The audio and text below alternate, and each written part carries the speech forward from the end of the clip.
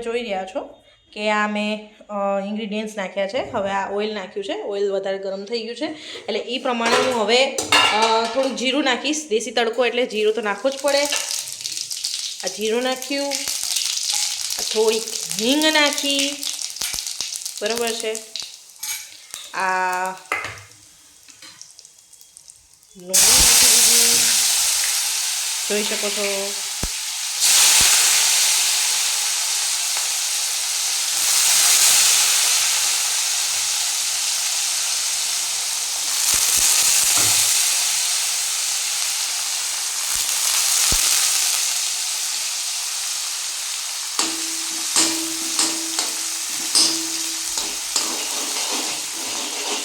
અને આપણે હવે હલાવી દઈશું. હવે થોડી વાર સાતળવા દઈશું 2 મિનિટ સુધી, બરાબર છે.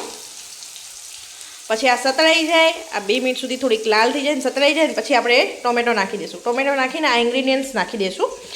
હું તમને ત્યારે આગળના વિડીયોમાં બતાવીશ. ખાલી હવે મને 2 મિનિટ આપો. ઓકે.